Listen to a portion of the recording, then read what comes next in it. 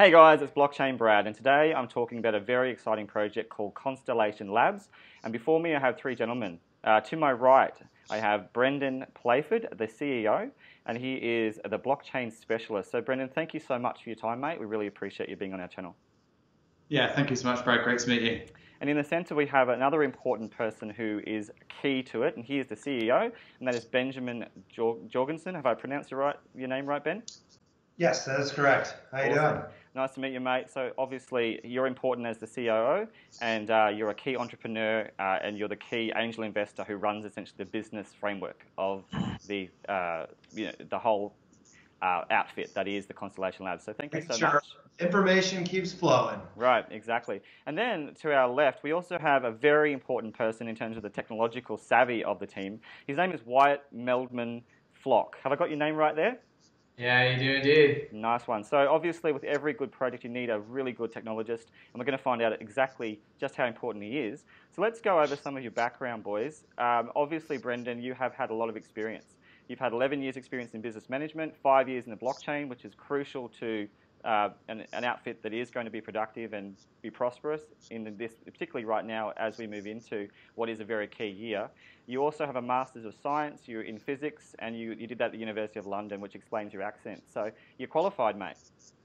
Thanks so much. Yeah, yeah, managed to kind of move out of a business back in the UK into Bitcoin mining in about 2013, and sort of pursued that forward to now, and have the fortune of meeting Wyatt and seeing his vision for a blockless architecture like DAG, which I've kind of seen for the while as the future beyond sort of standard blockchain, and then brought this together with Ben and other members of the team to, like you say, create a foundational organization that can execute a brilliant vision of Wyatt's, right, and bring this into a situation where it can actually get executed. Absolutely. And Ben, getting back to you as well, you're clearly the entrepreneur. What I found interesting is that if I go to the information about you on the website, there's not much there. It says you're the angel investor. Clearly you are the business figurehead. But what else are you? Because I want to know more. Yeah, well, I mean, I think we're all entrepreneurial at this point. Yeah, but it said that. It didn't say much more past that. So surely there's more to you than that. Yeah, I've lived in San Francisco for about 8 years and have worked with many tier 1 VC-backed companies. I most recently built an ad tech company from 2011 to 2015, and I sold that, and then kind of went into early to mid-market companies and helped them build accountable sales and marketing programs, processes, and systems, while simultaneously angel investing in several companies, kind of understanding how the flow of money and building really works. And I had the privilege of meeting these guys about a year ago, and that's kind of what took off, is just an amazing connection between all of us. Right, and I think what's important also is that you have a genuine investment in this company. That you clearly want to see it for the long term. You want to see it prosper, not just now. Like we see many, I guess, pumps coming from the blockchain space. You're about 5 years ahead. Would that be fair? 10 years ahead. You've got a longitudinal vision. Yeah. Absolutely. Yeah. Yeah. Well, let's go across now to Wyatt. You look like you've just come out of school, actually, with your cool hat and your outfit there, but you're much more than that. Very educated. Let's talk about your credentials in terms of, let's go across to NASA for a moment. What's your connection there? Yeah, sure. So I started out my career, working at the SETI Institute, which is an organization that's actually looking for extraterrestrial intelligence, I guess, out there. That's kind of how I got introduced to the Bay Area and the tech scene and everything. We were out down in Moffett Field in Mountain View, and that was back in college. And yeah, ever since then, started working in tech as a programmer. Obviously, I have a background in physics and mathematics, so I was doing a lot of machine learning, and then eventually sort of started building distributed systems to scale the machine learning projects I was working on. That's what I was doing in industry. And in terms of blockchain connection, I was just sort of doing this stuff for fun, and noticed that, hey, I could take some of the stuff I'm really good at and what I have been doing for a few years and really build something that would actually turn into a consumer ready blockchain. Right. In many ways, just listening to you speak now, you remind me of Vitalik. You seem like you're the Vitalik for Constellation Labs. So, I think you're very modest. Clearly, you're very important to the overall architecture. So let's get stuck into the what's. I think that's very important. On your website, it explains you guys are the constellation, designed for horizontal scaling, and you frequently use the cosmos as an allegory for many of the components. But it does explain that you are an operating system as well. So can you guys tell me? Let's perhaps start with you, Brendan. What essentially is it in a nutshell, Constellation Labs? Yeah, and I'll let Wyatt sort of like jump in there as well, actually, because I think he may be a better person to kind of riff off with that. Well, I was hoping he would eventually translate what you say. Oh, sure. I guess we could do that. I guess maybe the first thing I should mention about like the use of the phrase operating system is that this is more so a colloquialism. Right. From like the perspective of someone trying to do some research as to like what we mean, I would Google and take a look at something called micro OS, which is the idea of a distributed operating system created of microservices. So small applications that would eventually add up to be something equivalent to an operating system, but the perspective of like a kernel or one underlying process that runs these things doesn't necessarily exist. The whole thing is quote unquote serverless. So from that perspective, we created a serverless operating system in the same sense that Ethereum is like runs on a kernel, it runs everything in serial. So we're like the concurrent operating system equivalent of like what Ethereum or what's the other one that just came out? They're really big. EOS, yeah. Mm-hmm. EOS is actually a little different, but EOS and Ethereum, they're essentially like a distributed operating system in the classical sense that they run on like in serial with the idea of like a kernel, but yeah, we are completely serverless and concurrent. I see. And I suppose that could allude to an element that's very, I guess, unknown to many, but crucial to your design. And why you could perhaps explain this a bit more, and that is the DAG, the directed acyclic graph. How is that, or why is that so integral to the overall architecture? Got it. So remember we mentioned in the first thing about the first phrase we use to describe what Constellation is horizontally scalable. So in the process of building this stuff, we found an implementation of a horizontally scalable blockchain, a singular like linear blockchain, such that the number of nodes up to a certain threshold, the more nodes that are added to the network, the more bandwidth that we have, and the more transactions per second we can process. We do know, however, that due to network issues and also just the time it takes to perform consensus, that we are bounded based upon the level of security that we want and also what we're afforded in terms of network communication. Right. So essentially you can think of our actual blockchain as a giant rope of smaller blockchains.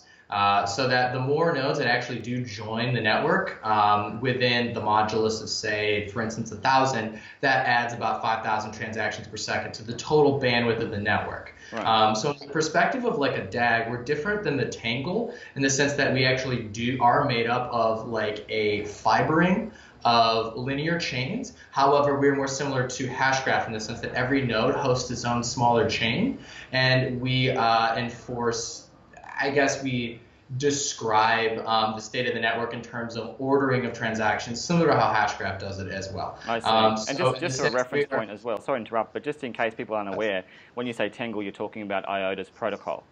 Correct. Right. Yeah.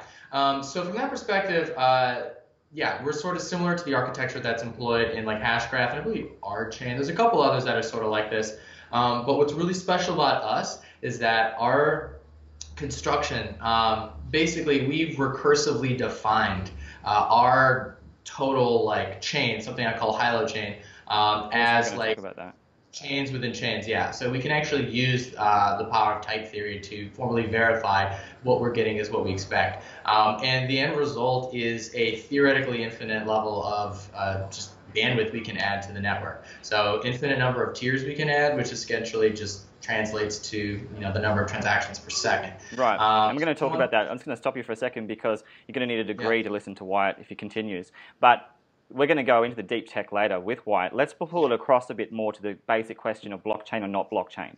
Because what's clear is that in your information provided on the internet, on your websites, and also in your white papers, it explains that you're not actually a blockchain.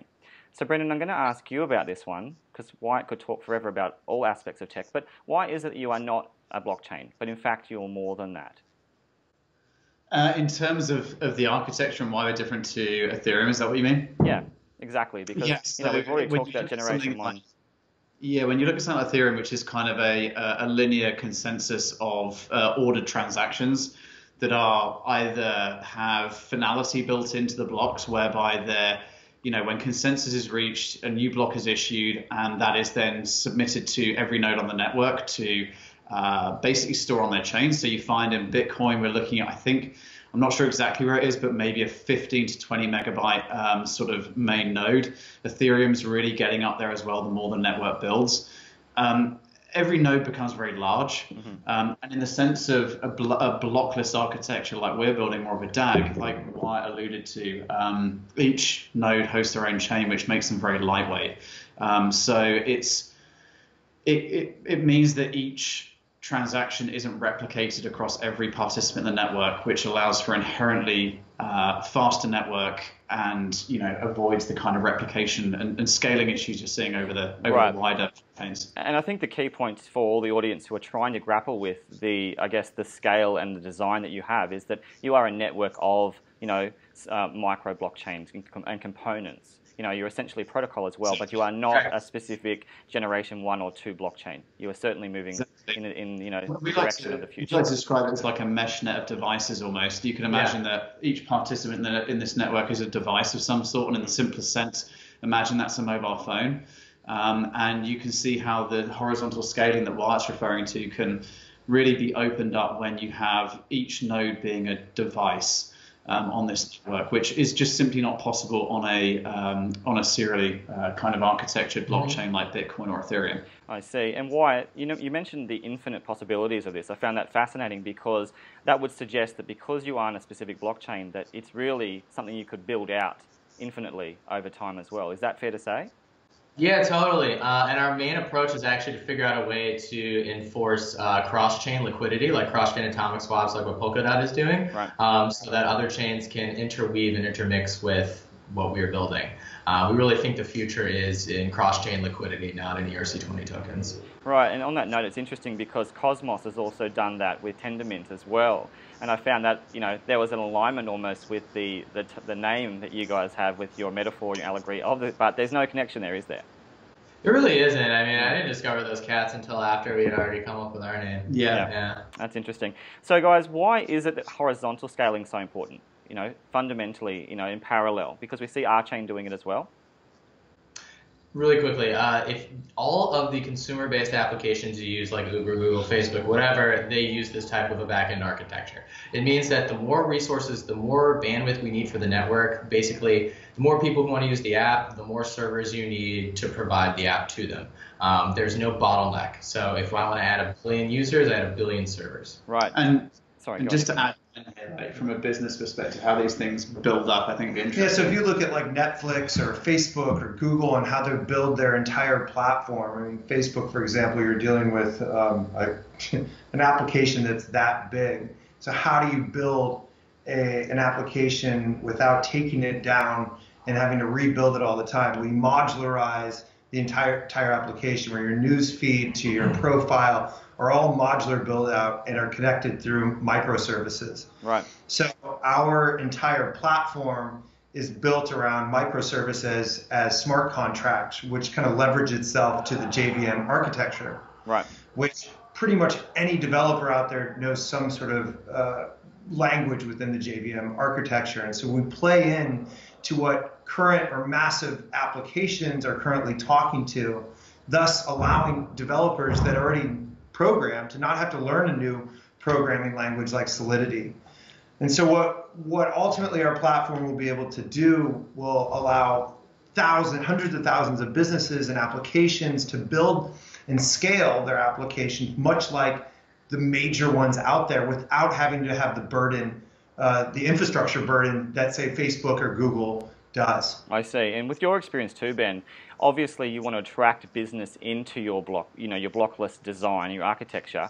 Are you also considering, trying to build out these centralized businesses? You mentioned Facebook as an example, even YouTube, that I'll be using right now through this medium. Is there a means in which centralized businesses can utilize this architecture as a, in a B2B model? Yes. Absolutely. So just saying, like, is there a way in which like traditional businesses can leverage this architecture instead of like AWS, for example? Oh yeah, absolutely. I mean, eventually we're hoping that anybody can do a drag and drop solution on our platform and not have to code at all, right, and be able to plug and play and use decentralized services in the way that we've done, and leverage a giant network of, or a mesh net of devices. Absolutely. Where traditional businesses can tap into distributed computing power. Right. So what are the big barriers? Wyatt, you would know this, I'm sure, implicitly, because you've addressed this problem with your design and with, I suppose, the fundamental tech. But what is the reason why we aren't doing that currently with blockchain? Why aren't we already addressing the issue of integration? And why is it that you're a solution to that as a blockchain, a blockless architectural design? Sure.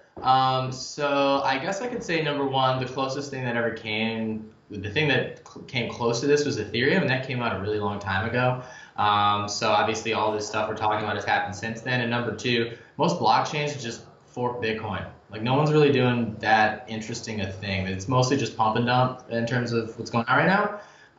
So yeah, I mean, why hasn't everybody adopted the DAG chains? Because it's been around for like a year. I mean, even the paper we're using literally was someone's master's thesis from August. Right. Like, it's coming out so fast that it's like, well, let's get more specific though. Let's talk about scalability. Let's talk about transactional power.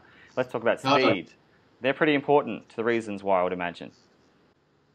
Pretty important as to why we want an architecture like this? No, not so much that as why the integration of B2B hasn't happened yet. Because obviously institutional money and businesses are waiting for the capacity.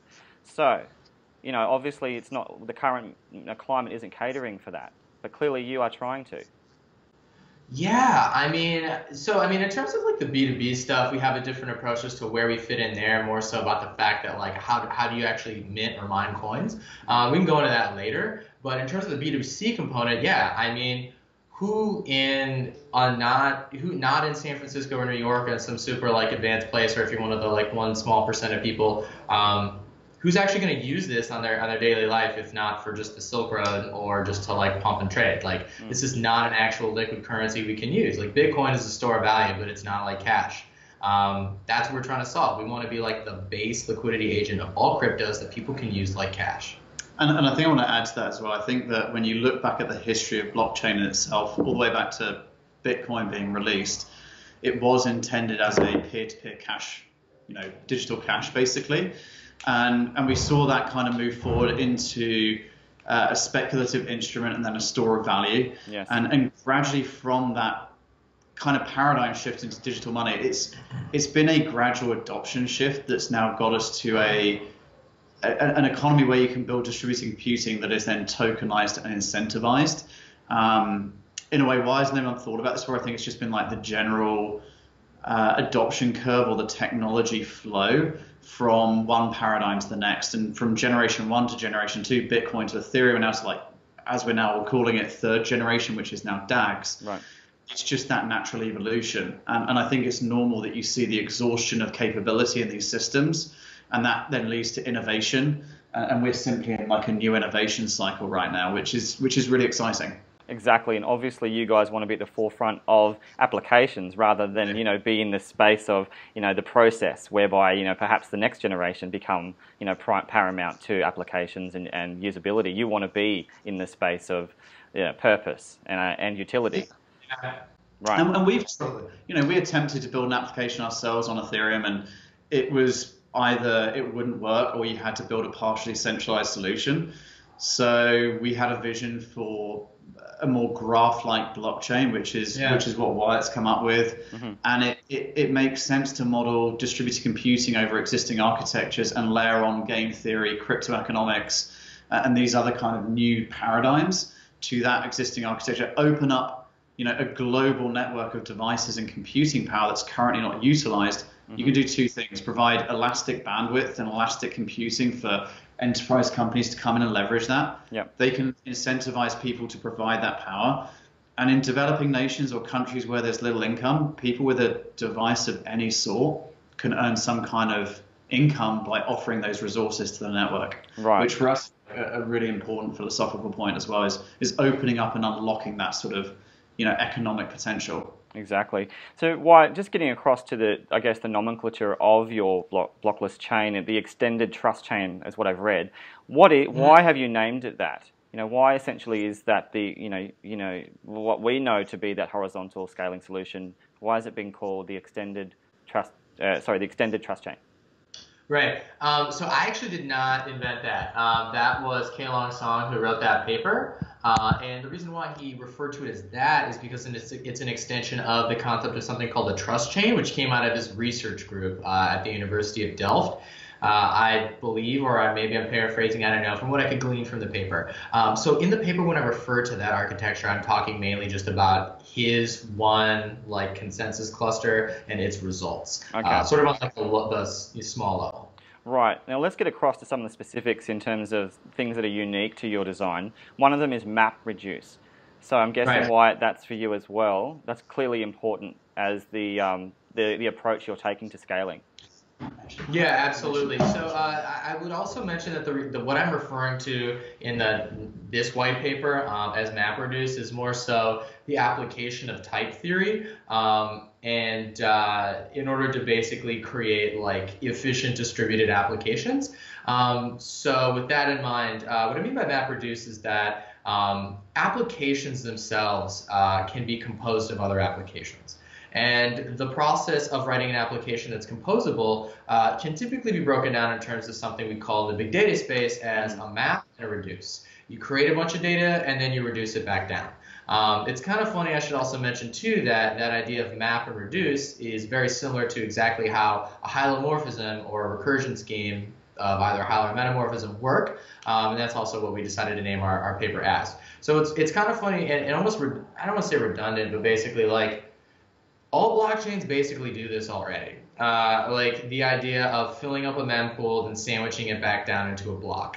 What we're doing is taking the concept a little bit further and saying, okay, let's say I have, or maybe in the perspective of somebody writing a smart contract or doing a smart contract in our network, somebody would see two of those applications and be like, okay, I can compose both of them into a third one, and that sort of follows that sort of logic of mapping, taking the data from both those things and turning it into a third one.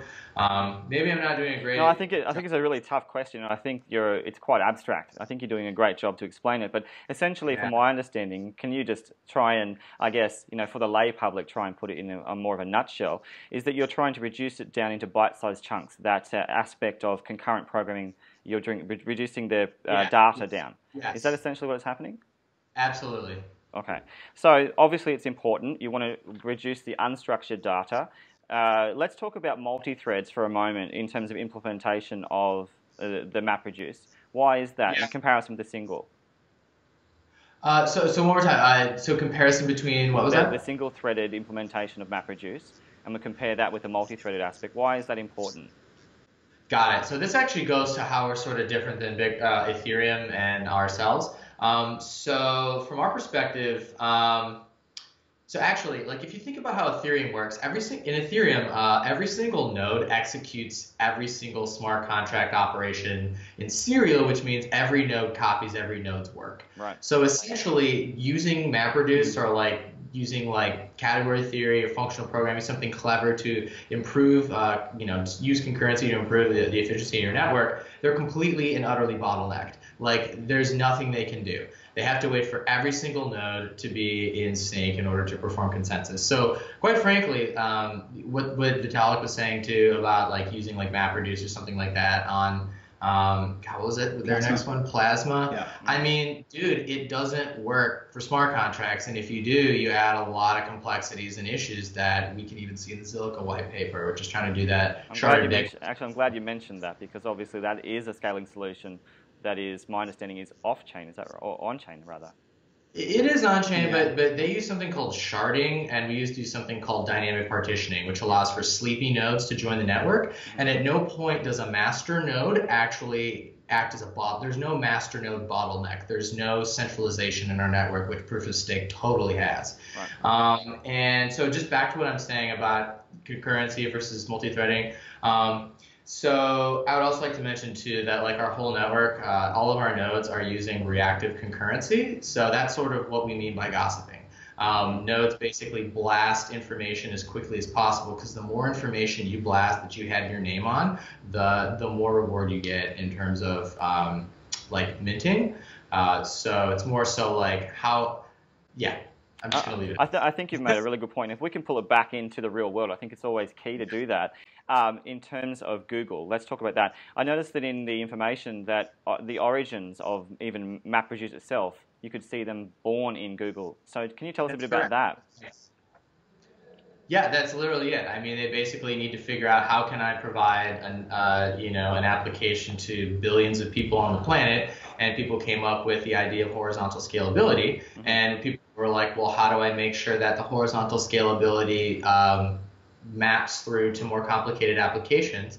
They were like, oh, well, let's come up with this way to redundantly split data across multiple machines. And well, we only look for the machines who aren't being used, and we have them process the map and the reduce, and then get you your result. Awesome. I like the way you explain this, because it's like, I suppose, being in class in a high school or at a university. You make it fun. So thanks for explaining that. But if we could go across now to Ben for a moment, Ben, with your business savvy, I want to ask you about enterprise. Why is it that you could be the enterprise solution? Or you're hoping I think that's a great question. So as you kind of look in the whole crypto space, what's happening is like a new way of governance that occurs that's opening up new potentials and unlocking a completely new world of abundance, if you will. So why I think enterprise can actually leverage this is, one, they can actually tap into a community that's really building it on itself, and it's very engaging and becoming very powerful. So I think that's a real big component on the enterprise front. On the second side of the business is, as we start to scale out with network IDs and device IDs, and there's so many different IDs, they're not able to communicate.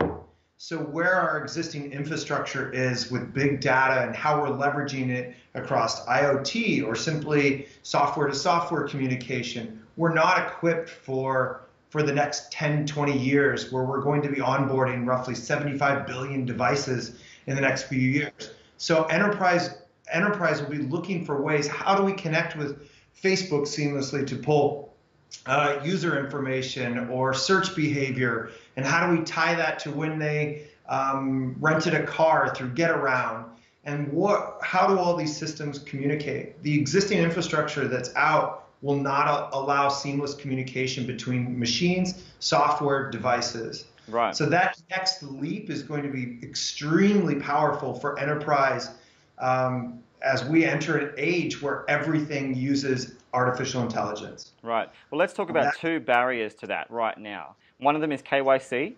One of them is your own laws. Sorry, not for you, Brendan, but certainly for the other two in the US. Let's talk about the SEC. Let's go there right now.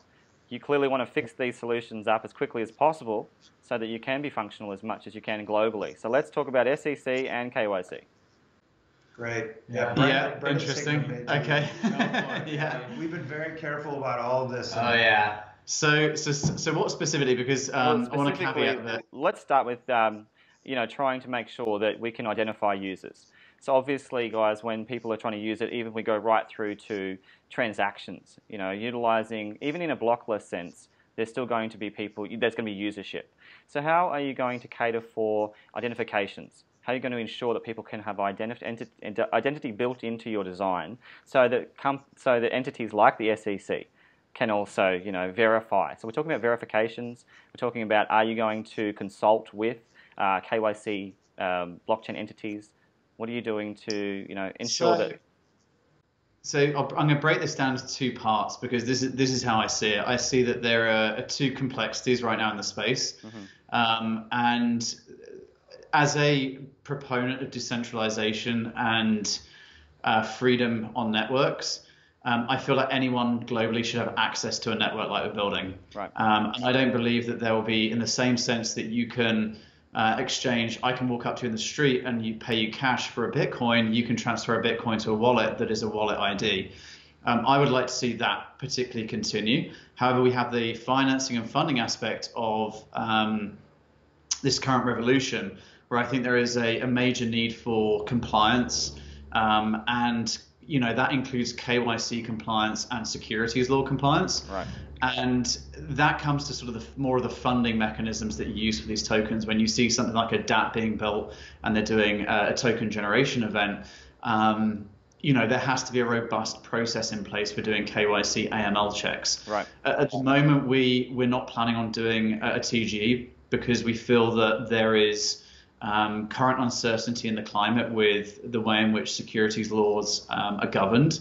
But we have extremely kind of robust legal counsel that is guiding us with appropriate KYC. So you start to get into more of issues with this when you're hosting people's wallets, for example, when you're building an exchange, any medium into which you're actually transacting the value. So that is why when you go onto Coinbase or somewhere like Gemini or Kraken, the KYC is done at the gate. Same with a bank, right? So if I was to be paid a check from a bank, I can assume that the bank has done their KYC on that customer, so I can trust that money that's coming to me. However, there are so many on-ramps globally for Bitcoin, Ethereum, and other tokens once they're issued as a utility token. And given that we're building a foundational technology, the token that we're using is an integral part of operating the system. So in order to pay for services, in order to reward people for, their computation and things like that, there is a need for this token. Otherwise, it reverts back to a kind of SaaS company model where it then has to be monetized using a traditional kind of old paradigm model. Right. So we're working with legal counsel to ensure that as we release our token to the market and as we work with exchange partners, there is a counterparty risk with the exchange for them to do the KYC. I see. You're unlikely to see us hosting those sort of services ourselves. So essentially, you're going to outsource the KYC, outsource the compliance, but you're proponents of that, which is important because I've actually had discussions with other blockchain entities where they're not so much. Let's not go with name. We won't name names, but let's go across now to the other aspect of this, and that is obviously the SEC. Clearly, that's just one example of challenges from the government standpoint. So, what are your concerns there in terms of the challenges you're facing? I think when we saw 2 weeks ago the SEC take a pretty pragmatic stance on the innovation that's happening in the space. Yes.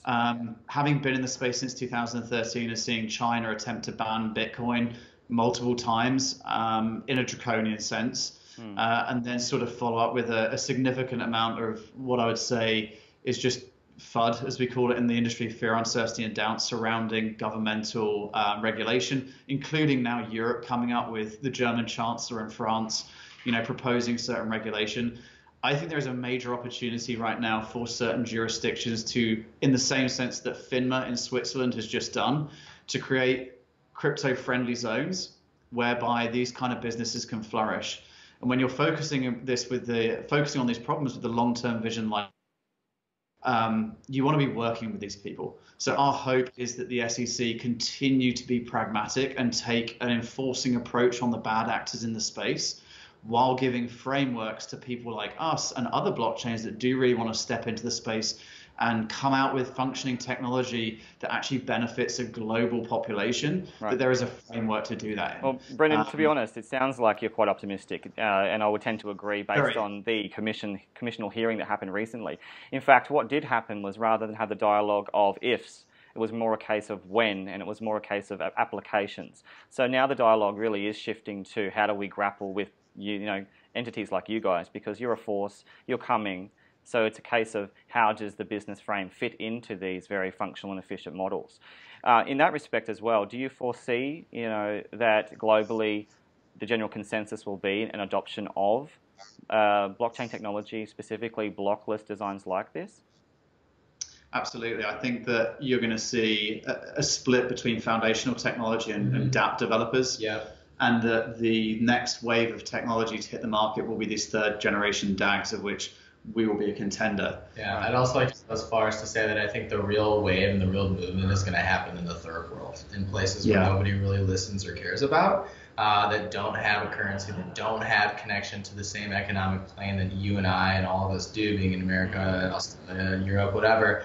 What's going to happen is places like Africa, Latin America are going to start adopting this tech, and all of a sudden their economies are going to boom, and then everyone will realize it just happened. Right. It's over. Yes, exactly. And if we could talk about now the party analogy, because I was reading about that and I found it interesting. When we speak about the DAG itself, I'm sure you can allude to this. There was a sense of, everyone bringing their food and drinks to the table. Can you tell us a little bit more about that analogy? Oh, that's ALTIF. It's such a great one. Yeah, it was a good one. It was a good party one. I thought I had to address that. BYOB, right? Yeah. That's great. Yeah, so it's kind of centered around this notion of like resources, and a first or a second generation like blockchain.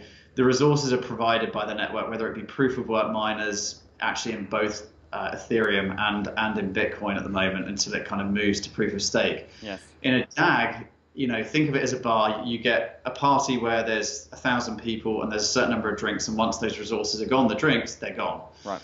In a DAG, those 1,000 people all bring a drink, and another 1,000 people come, and they all bring more drinks. There's always going to be an inflow of resources to the network. And I think ALTIF came up with it. He will give him full credit. You'll see him in the community. He's a great guy. And it's just a really I think way. As an Aussie, that's a great analogy too, because it's infinite number of drinks. It never ends, so that's cool. Let's talk about your proof of meme, though. I think that's really fascinating. It's quite novel as well, because it's essentially an idea-inspired concept. So who's going to grapple with that and tell us about that? Yeah, I totally made that one up. Just kidding. I did actually coin that term. I thought it was kind of cool. Mm-hmm. But full disclosure, a group of some guys out of the University of Luxembourg came up with this thing called the Guru Protocol, where they were able to show that by tying together a reputation score to nodes within a consensus network, or a network that's trying to notarize facts using distributed consensus or Byzantine fault tolerant consensus, that the Byzantine fault tolerance could be pushed to, I think, over 40% of Byzantine actors, right. Which is pretty remarkable. I've not seen anything like that ever before, ever really much more. Again, there are some people who have one called Skycoin, actually, that used a technique from physics. It's funny, ours is too. It's just different. They use something called simulated annealing, which comes from statistical thermodynamics, to come up with like a reputation score. That's all, basically rocket science. But bottom line is, there's one other chain doing this. And the meme was sort of my lighthearted way of saying, hey, if you're actually a good actor in the network, you are a part of a meme, of like a way of being a member of a community. Right. And let's talk about that a bit more. Let's unpack that, though. You talked about being a good member. In the references, it's actually benevolent behavior and talking about a meritocracy. Yeah. So can you tell us a bit more about those two elements of that aspect of the meme? Right. Euphemism, just benevolent behavior within. So basically, we create a meritocracy where you are rewarded for benevolent or like good behavior, and you are punished or sort of like not allowed to progress up if you have shitty behavior. Right. Going into we can go into some serious technical specifics, but from an actual perspective of just an ordinary user, what does that mean? As you notice, if you look down in the white paper, I have this concept of a star, of a galaxy. Yes, we're going to talk about that. Right. So that is just a snapshot into this infinitely tiered system of different chains. I just came up with that to try and describe what I mean in terms of the base case, like what we're going to have when you first deploy the network, which are galaxies and stars, if you will, tier 1, tier 2. Yep. And what happens is, over time, as everybody improves their reputation in the total network, if certain milestones are hit in terms of network performance, certain members will be able to occupy a higher tier. What does that mean? In the same sense of how a Sierpinski triangle at different iterations becomes more and more complex, you pack more and more triangles into it. We now just packed in a whole bunch more of star nodes that can provide more bandwidth to the network. So over time, as people do better, we can add more tiers, and the more tiers that grow, we exponentially add new stars to the network, which thus gives us an exponential increase in the bandwidth. I see. Yeah. So really, it's just the beginning with that metaphor as well. Oh, it is. It's literally just n equals 0. That's the step, and then one thing I want to add here as well is the difference in proof of me, just unpacking that a little bit more. If you look at Bitcoin, which is generally governed by proof of work, so the validators in the network are selected by hashing the lowest value nonce from the previous one in the chain to kind of insert the next block. Yeah. And proof of stake, it's so that's sort of becoming vertically consolidated, and the more power generally the faster the faster, more powerful actors in the network will solve the block and get the right to validate it. In proof of stake, it's sort of the biggest equity holder. So it's more of a plutocracy in that environment. So the people with the most money are charged with securing the network. For us, it's something that you earn. I mean, we went from feudalism with proof of work to plutocracy and oligarchy with proof of stake. Now we have democracy. Yay, America! Awesome. We always love a democratic. We love a democratic blockless design. Yeah, so it's really what it is. I mean, it's like we have tiers of master nodes, but it's not like you're a master. You just have the ability to be that good citizen in the network. I think it really lends well to the very philosophies that underpin the whole infrastructure of blockchain. And obviously, you guys are, it really does. Often we're seeing the paradox right now, where we're seeing oligarchies, we're seeing monopolies, and very, even down to the sense of, ironic centralized models within the blockchain space. We're seeing, centralized exchanges operate, and they're almost counterproductive to what we're trying to establish. You're changing the game, again, back to, an original premise. Yeah, appreciate that. We're trying to. Yeah, well, let's talk about that. Ben, if you could tell us a bit more in the business sense about microservices. Clearly, they're operating, as I understand, off-chain in the framework. Can you tell us more about why the microservices are so important in the design? Yeah, I think this goes back to kind of what I was alluding to earlier, in that it's under a JVM framework, which will allow developers, majority of the developer community knows some sort of language in JVM. And so this will allow them to easily incorporate what they're already working on, whether they're working on an application of some sort, and plug in our product instantly without having to learn a new language. Okay, so just to qualify that, just to explain for all the listeners, the JVM guys is talking about the Java virtual machine, and that's a very common language if you're not familiar with that. So what Ben's talking about is pluggability, utilizing the system so you can interact with it without a problem. One of the big issues with Ethereum is that you have to learn a new language in order to be able to work with it.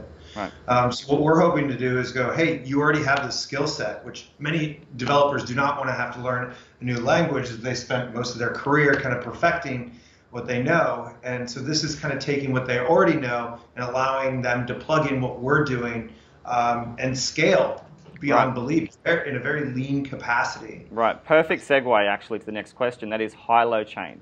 Obviously, underpinning that is really improved scalability. So let's get some numbers out there for a moment. You talked about Zilliqa as one example. We can certainly talk about Neo until the cows, come home, because I know a lot about that. But essentially, right now, we're looking at about 4,000 to nearly 5,000 TPS, or transactions per second, with 1,200 nodes running on this system. What do you foresee in the future for scalability in the context of, your plan? 100%. So remember, those figures are for one consensus cluster, one group of 1,200 star nodes. Yeah. But remember, if we get another set of 1,200 nodes, we linearly scale that, which means we have 2x times 4,500 transactions per second. Right. Another 1,200, 3x. So, I mean, quite literally, the actual amount of bandwidth on the network will be able to grow up and down based upon the nodes that are a part of it. Right. So in terms of what bandwidth can we hit, we're actually limited by network latency. And in terms of what's the actual scalability at any given time, it depends on how many nodes are participating in the network. But I mean, to participate, one thing that I think that in terms of our actual benefits from a B2B perspective is that since our microservices happen off-chain, if you will, we basically take a bit of code and we put the blockchain in the code, not the code on the chain. What happens is we tie the reputation system to the code that's operating the chain. But what's really cool about that is that node that's currently just up and running and living in the application is mining coins. I see. So if you want to scale up and have 1,000 servers hosting your application, you've got 1,000 instances of the node mining coins for you. Awesome. That's really fascinating. Basically, we're turning every tech company into a mining rig operation. Right.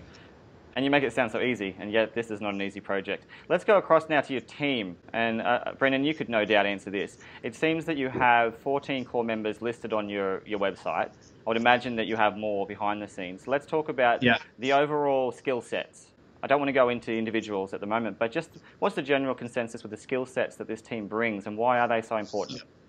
Yeah, that's a really good question. So I think one thing we focused on from the start, and you'll see sort of represented here quite well, is a blend and crossover between business and technical. And that sort of has come from our vision to not only building something that's quite groundbreaking in terms of its technology, but a technology that's also adoptable into enterprise, into consumer grade applications, and then globally. Think of it as a two-sided marketplace of blockchain. You have to have the end user validating, providing resources.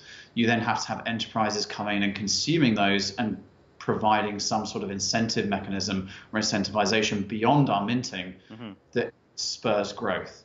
Now, there are two major things you have to build. You have to build the foundational technology, for which we have Wyatt with a lead team of engineers that currently is not public. There is one that we just added recently. There are more engineers behind the scenes, including PhD Ratul, and that's been growing. Let's make this more public now. How many devs are there? You know, I want to know that because that's key.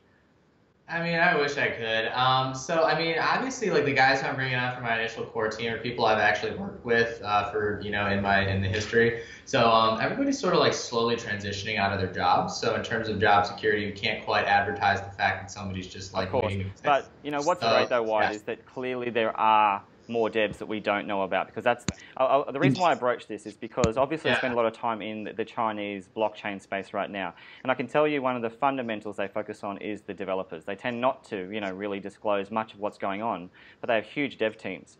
So that's obviously wanting to find out, and you're making it clear from your allusions that there's more to the dev scene in your company than we perhaps know about. Maybe. No, absolutely. There's a solid group of 5 of us working on the core coding, and we're going to extend that out to developer community when we actually release the testnet.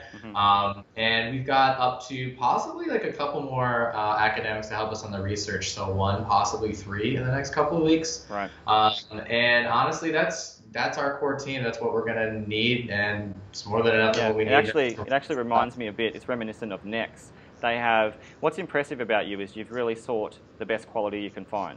Now, I don't know the developers behind you, but you know, knowing your credentials, you know, even with your NASA background, that's quite substantial. So, Brendan, if we could go across now to the other components, you know, you obviously want to reference other skill sets beyond the devs. Yeah, so I think what's really important for us is to build like a foundational business, which is where Ben's sort of critically a part of. You know, so many token events or blockchains rely on hype to give them traction. We're really approaching this in a very different sort of scene, which is adoption. So we have, you know, from community manager ALTIF, like our chief of community, who's also a co-founder, to Henry, who's our sort of product guy as well. We've got foundationally a very core team of people that have been in San Francisco, that have built and shipped product and taken products to market. We've just brought on a new head of marketing from Red Bull, who was from their sort of core marketing team for North America. And what we're really trying to do, and what people will start seeing in the community about us being very deliberate with, is sourcing very high quality talent that is being very purposeful, joining us and coming in with the right sort of clearly defined role. Yeah, I mean, like the dynamic of our team is a mix of enterprise people to entrepreneurs to blockchain individuals to provide that really kind of cohesive mix. In a very holistic way, which, you know, it's like, yes, there are also teams hiring massive amounts of developers, but how do you manage those developers? Not many people know how to manage giant teams of developers. Look at Instagram. They had 13 people when they sold for $1 billion. Like, there's something pure about building a team that is excellent in their own field and domain experts that focus on architecture and infrastructure without being distracted by quantity. Right. Well, let's talk about your competitors. I was going to leave this to later, but I really do want to ask you this now, Ben.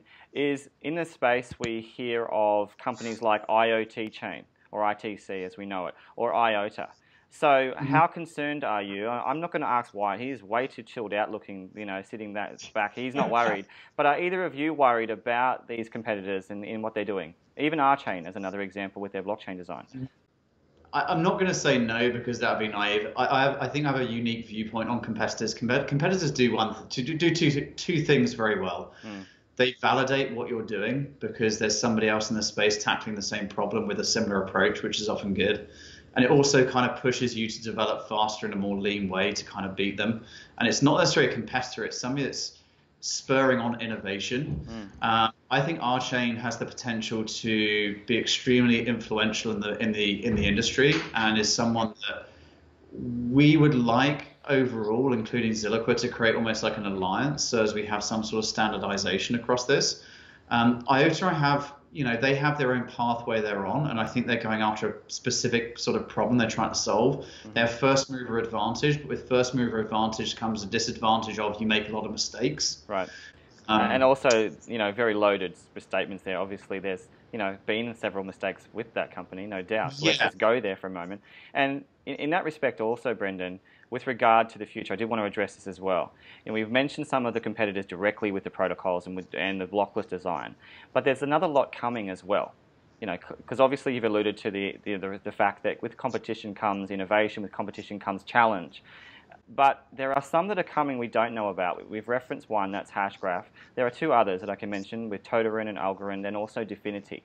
Now, I mentioned Dfinity because one of the key aspects of their design is they argue that they're going to be much more performant. And that's led by a very impressive team as well. So are you concerned about other blockchains or perhaps blockless designs and architectures that aren't even designed yet, that haven't even hit the market? Yeah, I mean, that's a pretty open-ended question for sort of any industry you're in. I think what it comes down to is us being ruthless in our execution, building a great team, and driving forward what I think our vision is in a very methodical, purposeful way. And that's about building a world-class organization as well that sort of like underpins what we're doing. And Dfinity have a unique sort of viewpoint. They've also been going for 2 years, and they're at the stage they are now. And we simply, in the same way that there is Uber and Lyft, it is very likely I see that there will be specific use cases that get adopted onto chains. Like an Uber passenger is different to a Lyft passenger. Right. An Uber driver is different to a Lyft driver. You see that in many verticals. I believe the same will be in blockchain, where we will carve our niche that really kind of develops where our focus is, which is unlocking this potential in developing sort of economies, allowing people to leverage blockchain in a very intuitive way and giving this scaling. Well, if I could just jump in for a moment there. I wanted to ask Ben for a moment. Ben, do you think that there's space then, essentially, to translate what Brendan's saying? Do you think, Ben, that there's space for multiple, blockless architectures like this? Oh, yeah, absolutely. I mean, like Brendan was saying, I think there are different teams and different dynamics that are going to appeal and build in a certain way. Like, what we have, being in San Francisco, we have the wind at our backs. We're around, within 10 miles, there's the Fortune 5. No. We have amazing teams of developers. We have visionaries that understand product dynamics and product building and how to build great brands, and access to other pools of capital that can help build us. So right. I think there's room for a lot of different players in this space. Our goal or team vision of the future is, like I mentioned, cross-chain liquidity and multiple different blockchains, each with their own specific utility for solving a certain problem, and the ability to just transfer value between them. That is where we believe it's going, and it's what we're trying to build. Well, let's talk about interoperability and cross-chain components too, Wyatt. Are you also trying to embed that facility and the capacity into your architectural design so that you can interoperate between yourselves and others? We are, but I would also say from a product perspective, we are rolling out our own individual chain. We're writing it we're first implementing the actual node itself first, and then we're going to work on a separate project afterwards, which will then basically implement all the research I'm doing right now, and just figuring out how can we verify liquidity. Right. And so this is something we're incorporating in the actual design. So when I mentioned the hylomorphism of our actual chain, that actually ties into how all this stuff works. We're using type theory to check whether or not chains are equivalent. Am I actually going to build one of these cross-chain nodes yet? No, that's going to be our next step probably in a year or two, sort of like what Polkadot was to Ethereum. Right. And Wyatt, what would you say to people who, were trying to suggest that perhaps there's just not enough room in the space for multiple players. Like we're talking about Hashgraph, very complex. I don't like to obviously name too many names, but what would you say to those who would argue there's not enough room in the market for multiple blockless architectures? Hashgraph, it's like you've got to look at these two things very differently. We're open source. Hashgraph is privately funded as a company. They're retaining a lot of IP internally, which is allowing them to carve a very clear enterprise play, a little bit like I'm losing it right now, but there is a very different approach to the way they're building their business, and that's always going to create a different way to move to market to what we're doing. So I do believe there'll be plenty of space. Is there plenty of space for dApps? Like we see at the moment? Absolutely not. There is going to be a ton that fail. Yeah. But foundational technology, there's a lot of bridges and roads still to be built. Well, I'm glad you broached that. If we could just address that for a moment, it's hugely important. We're seeing often, the case of the chicken before the egg with respect to dApps right now. We're seeing the emergence of several dApps when perhaps the frameworks aren't even ready. So what would you say to that, that comment? The chicken before the eggs with dApps, and most apps are going to fail? Yeah. Oh, well, totally. I mean, so you can think about blockchains as being the new internet, and you can think about dApps as being the new tech companies. Obviously, like dApps serve the role of pumping money into the blockchain industry, but, there's a lot more at stake that's non-technical, that's not just a math problem you can solve. I mean, this has to do with actually, like, interacting with communities and forming a business. It's tough. Yeah, and I mean, in terms of us, like in the same sense, there's multiple ISPs, there will be multiple blockchains. And also, if it's the Hashgraph guys who think there's going to be only one player, sure shit is not going to be Hashgraph. Right. Yeah, and I'm glad you made that very clear. So thank you. Couldn't be more clear than that. Let's talk about the ICO now. I think that's crucially important. Yeah. Obviously, it's coming up. You're in the phase now of the pre-sale. Is that correct? So we've sought funding from accredited investors only to this point, right. And we're currently working with regulatory authorities and to ensure that we're compliant. And we haven't made a decision on whether we're doing an ICO or a TGE yet. And as soon as we know that, we'll be releasing that to the public. So right, I see. Forgive the cautious nature on that, but we're very pragmatic to the space right now, and we are taking a best-in-practice approach to make sure that we're compliant. And that includes in scenarios like this where we talk about these details. We don't want to use this as a promotional vehicle for that. Right. And it's purely a case of engaging with the community to support the project. So right. We're being very purposeful about that. And just in terms of access, I really want to ask this because we're really seeing capitalism come to the fore with in the way in which many ICOs are being issued and released into the space. For example, you see often whales and strategic investors really capitalize on initial investments. So what are you going to do, or what's your plan to try and perhaps circumvent some of those problems that really innovative blockchains are starting to do now to provide for equity? Down to the foundational thing of distribution of community having access to the platform via a token. So if you look at Bitcoin, the way they did that was through their mining period, which is going on until at least the early 2020s, 2021. We're going to have the same sort of system in validator rewards to ensure there's good community distribution. And there are going to be more novel ways in which you can get the community involved, whether that be by airdrops or mining or validation, but it should be spurred by participation on the network. A token should function as a way to access and get value from the network and for you to participate. It should not be treated as an investment vehicle. Right. That is not to say like a startup company doesn't need capital to get moving, in the same way that Ethereum required Bitcoin to get moving in 2014, 2015. There is not a business in the world that hasn't had to have startup capital, and it's how you go about doing that. Then how do you go about structuring community involvement? And one thing that we're very clear on is we want to ensure good community distribution, and that involves being creative and being democratic in the way that you conduct fundraising. And we have our own methods of doing that, and again, that will become apparent over the next 3 months as we come out of our quiet phase of building. Yes. And we building purposefully to let what we're doing speak for ourselves rather than hyping it. You'll notice that very clearly. Right, and Ben, I wanted to ask you about market sentiments. Obviously, with your experience, this is a very unique market. We've seen nothing like this, whereby the sheer nature of, I guess, blockchain is underpinned by people, usership right around the world right now. So how do you grapple with that as you, emerge into the space, knowing full well that it is only a very fresh market, there's not that many people utilizing it yet. How do you attract attention in the right way, and how do you maintain it? Yeah, I think that's an awesome question, and it's something that got me very interested in building this, is that there is very little, dare I say, commercialization of blockchain, right? Like there's a lot of and I'm even at fault at this and talking more technically on features and functionality versus mission and drive. Right. And so I think what's exciting about the space is that there's a huge opportunity to actually market this correctly and kind of bridge that gap between consumers, businesses, and the crypto world. Right. One of the major initiatives that we're doing now is building a rapport with the venture capital communities, whereas the crypto community has traditionally been segregated. How do we start bridging that gap and not be so isolated?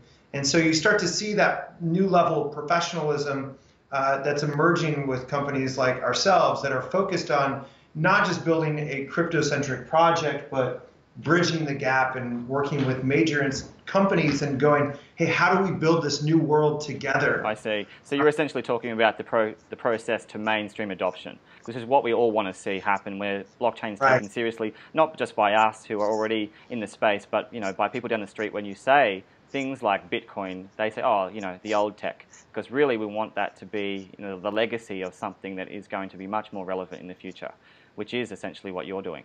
If we could talk about now, gentlemen, the roadmap. If you could each tell me one thing, from essentially now in Q1 right through to Q4, what's one thing as a standout you can think of this year that you're excited about for your roadmap? If we could start perhaps with you, Wyatt, with all your tech even, what's something that really drives and excites you? Totally. So I have a huge thing. I'm trying to release a bunch of stuff in June. One, the testnet, two, some performance stats, and also an analysis framework for getting those stats. Basically, some pre-written experiments anyone can use to replicate, what we report. Also, there's a couple of papers that I'm going to be releasing. And obviously, all this is in addition to the testnet, which is our open source code base. And so one of which is going to be a framework for describing blockchains and also using types in order to describe hours and also liquidity between them. Another one is a statistical model checking of the actual Constellation blockchain, and that's something I'm working on with one of our researchers for Tool. So got about 4 big components coming out in June. So that's sort of that's my finish line. I'm going to take a little break and go to Mary Manor. Thank you for that. What about you, Ben? What are you excited about in the business sense of it? Yeah, well, I'm extremely excited to build out this team and kind of where we're heading in general, and having that freedom and flexibility to build an organization and ecosystem like we're doing, specifically building a fund to fund initiatives that will build within our network. And also kind of building a coalition with special interest organizations, enterprise firms, government entities to help kind of facilitate an advisory type dynamic. Awesome. Yeah, for me, I think I'm sort of pretty laser focused at expanding our developer resources and our developer community. Going beyond what Wyatt's saying here in terms of like building this initial framework, we want to be able to, in the same way that Ethereum's done very effectively and other kind of blockchains, is build that developer community. So you're going to see over the next 6 months a lot of tools, developer resources, portals, and sort of this availability of information to bring people into the ecosystem that are otherwise not on the team and augment. So that's one thing that I'm really excited to see grow, and really excited to build that as well, is that developer adoption, which is a first step towards getting it scaling beyond us. This is bigger than us. And obviously, guys, you want to see the community build. The very small and robust crypto community that we see now, you want to see that build out. For that to happen, particularly with Constellation Labs, you need great access through social media at the very least. So how can people go and access information? How can they interact? So at the minute, we're building a really firm foundation through Telegram. We found it to be extremely well curated at the moment. We have a great sort of admin team of about 7 to 8 people, including ALTIF in there at the moment, and that's growing rapidly to really service questions and field them from the community. So as a first step, go to Telegram. We have a small but robust Twitter presence, and other channels for us aren't really fully developed. Like I said, we've been kind of focused on building, focused on getting our team together, focused on the organization. And so far, the community we've built has been very organic, and you'll see that reflected in the kind of nature and the questioning that we have. And we'd like to kind of see that continue to focus on the tech, focus on what we're building, as opposed to focus on web and Lambo. Absolutely. Well, gentlemen, it's been real. It's been a very fascinating conversation through the diversity you presented today. Constellation Labs, guys. Obviously, if you don't know, go and explore the white paper. It's available on the website. Go and see the website. Which, could you guys tell us what is the website specifically? So you just go to ConstellationLabs.io. It's currently undergoing a redesign and redeployment, so you'll see new branding, new positioning, new resources, and that's all be coming out over the next couple of weeks. So expect to see Zach, our new head of marketing, really driving that forward, and some exciting things coming in the works. We've got our PR firm, Waxman, coming on board in a week's time.